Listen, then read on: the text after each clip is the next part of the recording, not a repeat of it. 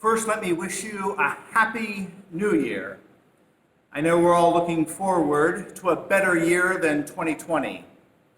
With vaccines getting in the arms of Americans, the light is growing brighter at the end of the tunnel. As we celebrate the Epiphany of our Lord, we are awash in the images of light, more specifically, the light of a star. While the star and the baby it illuminates is at the center of our gospel text, it's Herod and the way that he sees the world is what I would like to focus on for just a bit this morning. Herod sees the world in a particular way. Read the text again. I think it's plain to see. Herod sees the world, we find, in the exact opposite way that Jesus wants us to see the world and be in the world. The contrast is set with Jesus while he is still in the manger. In Herod's world, the world is centered on himself, his power, his privileges, his possessions. Herod is willing to lie and kill to keep the world that way. He wants to keep the world revolving around himself and his power and all the privileges that he can get. It's not hard to think of politicians or people in our lives who strive to hold on to power and privilege and who find their security in the world by having everything revolve around them. And even though it's hard to admit, I know we at times might be a bit like Herod, centered upon ourselves. But if we listen, this gospel story reconstructs that world. In fact, the gospel narratives found in Matthew, Mark, and Luke, and John first deconstruct Herod's world and then reconstruct the world that God desires. The light, Jesus the Christ, will lead us and transform us if we listen and learn. The Magi are following the light to live by the light.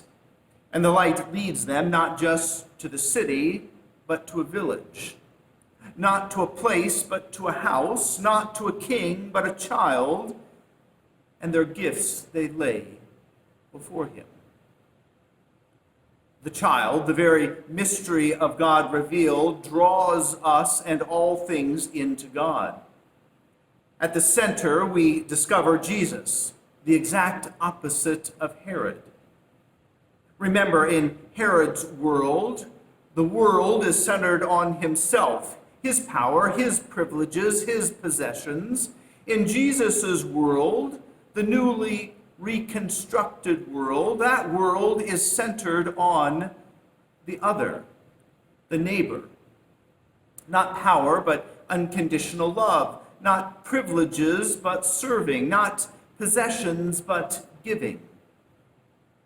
So let the star and the one the star leads us to guide us, guide you.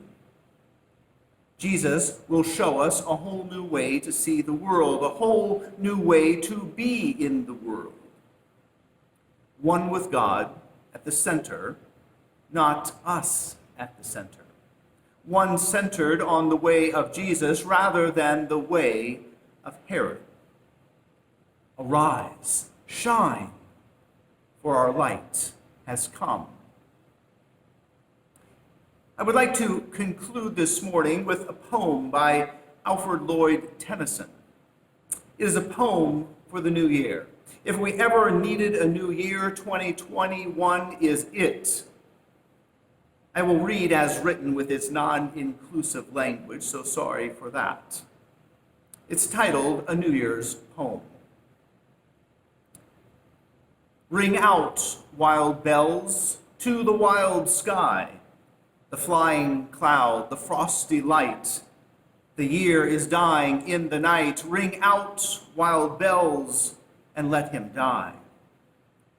Ring out the old, ring in the new. Ring, happy bells, across the snow. The year is going, let him go. Ring out the false, ring in the true. Ring out the grief that saps the mind. For those that here we see no more. Ring out the feud of rich and poor. Ring in redress to all mankind. Ring out a slowly dying cause and ancient forms of party strife.